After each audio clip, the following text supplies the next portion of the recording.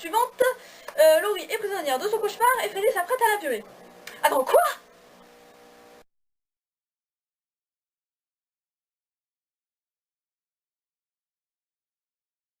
Salut tout le monde, c'est Liz. Alors aujourd'hui, nouveau numéro consacré au Cinéma Club, et cette fois-ci on va s'intéresser à du très très lourd. L'autre fois c'était Scream, là maintenant on va s'intéresser à un film que franchement que j'ai vraiment adoré, et il s'agit de Freddy contre Jason. Ça ressemble à un jeu de pistolet qu'on voit dans les westerns, sauf que c'est pas du western, c'est juste un film d'horreur comme on n'en fait plus. Alors je serai accompagné de... Nicole Lebourg. Maître du paranormal, aka Michael Myers. Ok, alors aujourd'hui on va faire une petite critique consacrée à ce film, réalisé par Ronnie Yu, à qui on lui doit bien sûr La fiancée de Chucky, le 51e état ou encore le maître d'armes avec Jet Li, un très bon réalisateur. Donc alors je suppose que... Alors qu'est-ce que vous en pensez de ce film exactement? Bah vas-y, commence Master. Alors, oui, donc, moi, je ne peux pas vraiment donner mon avis parce que je ne l'ai malheureusement pas vu. Par contre, j'ai vu quelques extraits. Ça donne franchement envie de regarder. Moi, je lui dis. Après, c'est pas vraiment dans le but pour que ça m'effraie, mais c'est surtout dans le but pour que je puisse rigoler, en fait. Ouais. Alors, parce que ce film, il y a certains extraits m'ont bien fait marrer, en fait, Ouais. dans ce film. D'ailleurs, justement, il y a une scène qu'on va, comment dirais-je, vous montrer. C'est vrai que le film est bien, mais il est quand même assez marrant par moment. Donc voilà, donc c'était le point de vue de Master. Et toi, cher Nicole? Alors, moi, je ne l'ai pas vu non plus, mais j'ai vu des extraits et franchement, il a l'air vraiment très drôle. Et c'est vrai qu'il y a des scènes où j'ai envie de faire des commentaires parce que c'est assez ouf quand même. Et parce que ça vaut le coup d'œil. Mais c'est vrai qu'il a l'air particulièrement rigolo comme film. Après tout, Freddy, il est assez comique comme personnage et moi j'adore. Ok, oui, c'est vrai que Freddy, mine de rien, il a quand même un côté assez comique. Et d'ailleurs, tant mieux, parce que s'il n'était pas comique, bah, il ne le serait pas. Donc, Pourquoi le remake des Griffes de la Nuit est naze? Parce qu'ils ont fait un personnage sérieux au lieu d'un personnage comique. ouais, en plus, ils ont pris un autre acteur que Robert Englund. Donc, visiblement... Pour moi, franchement, Robert Englund, il est irremplaçable et le maquillage dans le remake... ouais, il est hyper nul. Ouais, on est d'accord.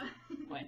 Alors donc, puisqu'on s'intéresse tout de suite à ce film, on va montrer quand même la bande-annonce, mais tout de suite un message de notre sponsor. Cet épisode est sponsorisé par les prévenus de l'enfer.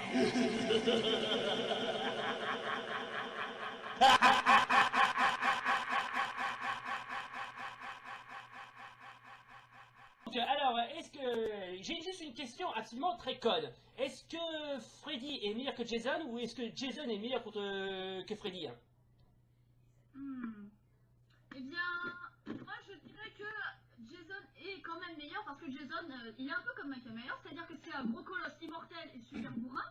Et Freddy, malheureusement, il sait juste s'en prendre à... Enfin, il arrive même pas à tabasser Jason, donc c'est pour ça qu'il est meilleur, je trouve. Après, faut voir les combats, mais c'est quand même Jason qui a l'avantage pour moi. Ouais. Moi, de mon côté, c'est pareil, je suis plus pour Jason. Déjà, alors, oui, comme tu disais, Nicole, il est un peu comme moi, Michael Myers, mais par contre, la différence, moi, entre Jason et Michael Myers, c'est que Jason, lui, bah déjà, est plus imposant que moi, déjà. Enfin, je parle surtout au niveau de la saga originale, parce que dans le remake, on voit bien la taille que je fais déjà, ça me représente exactement. Je parle par rapport à la saga originelle. Donc il est déjà bien plus imposant et bien plus bourrin, alors que moi, Michael Myers, je suis plus méthodique. Je suis plus méthodique, je suis plus patient, je suis plus rusé et tout, alors que Jason est en mode un peu plus bourrin. J'ai une autre question. Alors, est-ce que vous pensez que, mis à part, parce que les fans en rêvaient de ce film, est-ce qu'on aurait pu mettre, je sais pas, autre chose que Michael Myers, je veux dire, Jason et Freddy? Ils auraient pu mettre, je sais pas, Michael Myers et pourquoi pas Chucky? Ou même Spinhead dans Hellraiser, je suis sûr que ça aurait été badass. Moi je pense que Chucky se serait bien fait laminer par Michael parce que Michael est tellement plus bourrin et plus costaud et personnellement je n'aime pas beaucoup Chucky. Ouais. Et sinon, on peut aussi ajouter Leatherface, mais bon, ils ont pas pensé, je sais pas pourquoi. Sauf que Leatherface aussi, sauf que lui, effectivement, il est bourrin, et puis, On en reparlera lorsqu'il aura fait un régime. Non, Ouais.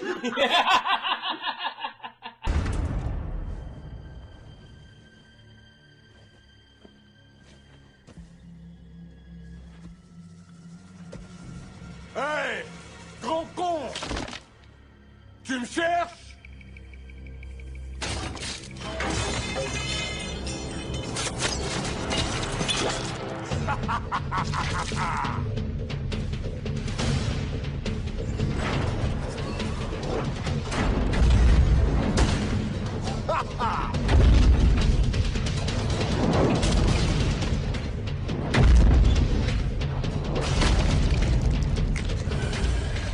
Alors, juste une autre question. Alors, comment avez-vous trouvé ce film? Je suppose que vous le trouvez assez bien, j'imagine. Malgré que je l'ai pas vu, les extraits que j'ai vus m'ont bien fait marrer, donc bon, pour ce qui est de la fin, de toute façon, pour ce qui est de la fin, parce que moi je suis surtout sur la fin, c'est surtout un combat entre Jason et Freddy. Alors, faut savoir que je me suis fait spoiler, mais je vois, alors oui, je vais spoiler la fin, mais vous aviez qu'à voir le film, ou alors vous avez qu'à couper la vidéo à ce moment-là, tant pis, c'est pas grave. Vous avez qu'à vous en prendre à vous-même, comme je dis toujours. Et en fait, on voit Jason qui sort, je crois, d'une mare avec la tête de Freddy Ouais. décapitée. Voilà.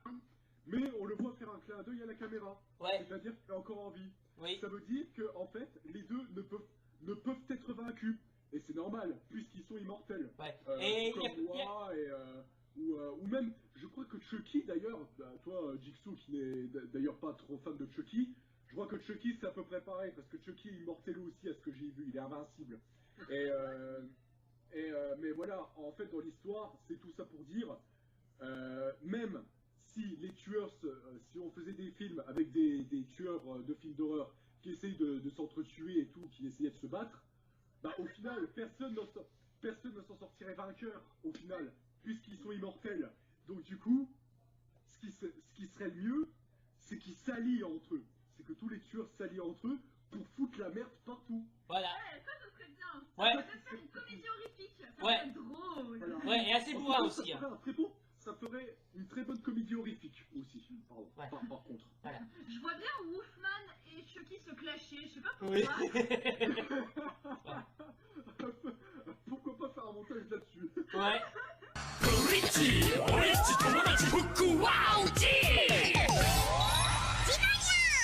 Putain, normalement dans les films d'horreur, ce serait un peu comme une loi, genre, vous savez, les films de vampires par exemple, ou les séries aussi. À chaque fois qu'il y a un film ou une série de vampires, derrière, il y a forcément, il y a une histoire d'amour là-dedans. Il y a une histoire d'amour ou de romantisme ou je sais pas quoi dans un film de vampires. À chaque fois. Et ça c'est normal, c'est par rapport au truc d'origine ou je sais pas quoi. Ouais, Dracula, je sais plus. Dans les films d'horreur, c'est un peu comme une loi, vous voyez. Et les films d'horreur, ça devrait être pareil. Les films d'horreur, c'est censé finir le plus dramatiquement possible. C'est pour ça que je déteste autant Scream, parce que déjà, rien que le tueur, il est con. Ouais. Ouais, d'ailleurs, on s'est fait plaisir là-dessus. Alors, déjà, à la limite, il y a pas mal de victimes dans Jason, à la limite, dans Jason versus Freddy. Je crois qu'il y a peut-être que l'héroïne qui s'en sort, ou il n'y a pas beaucoup de victimes qui s'en sortent, quoi. Ouais, c'est pas faux. Ouais.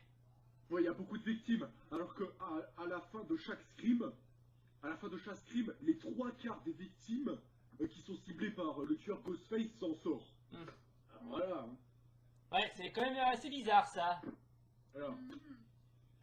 Ouais, mais faut dire que Scream, contrairement à Freddy versus Jason, il est moins bien. Alors que Freddy versus Jason, il est beaucoup mieux. Hein. Déjà les deux persos sont déjà bien plus badass. Hein, Ouais. Première chose. Ouais, parce que franchement, imaginez, ils font un crossover avec plein de films d'horreur. Ghostface, je pense que tous les tueurs vont se foutre de sa gueule. Hein. Ah ouais. Ouais, Et c'est même sûr. pour Hein. déconner, pour lui écraser une porte sur la tête. Ouais. Ouais, en plus, excusez-moi, Ghostface, c'est effectivement pas le poids face aux autres. Hein. Ah non, sûrement pas.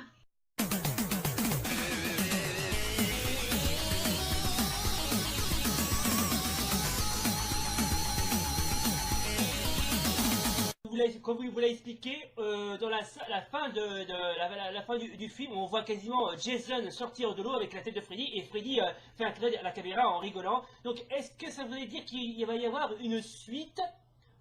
Franchement, j'ai peu d'espoir qu'il y ait une suite, mais on peut toujours rêver. Donc voici un extrait de la scène de fin où Jason sort de l'eau avec la tête de Freddy.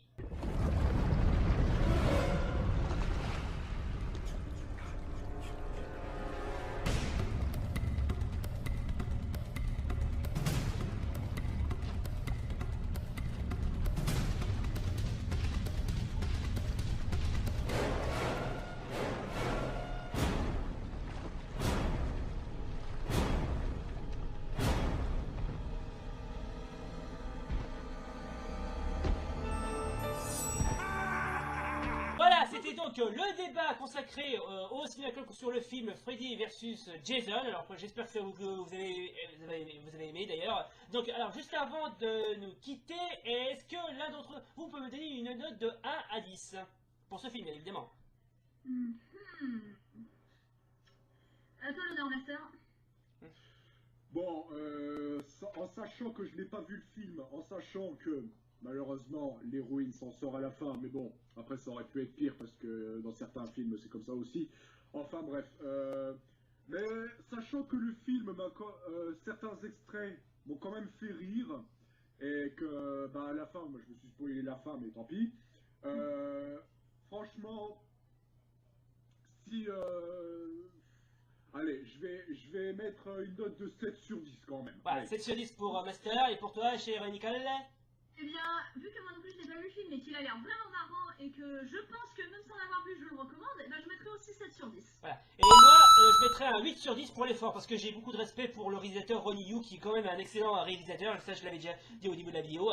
Voilà, donc 7 sur 10 des deux côtés, et 1 sur 10, je veux dire 8 sur 10 pour moi. Donc voilà, ça sera la conclusion de la fin. Donc voilà, c'est la fin de ce Cinéma Club, et rendez-vous pour un prochain numéro. Salut, et rendez-vous pour un nouveau numéro. Salut! Et comme d'hab, prenez garde le 31 octobre. Voilà, exactement. Chalut, à demain, si on veut bien.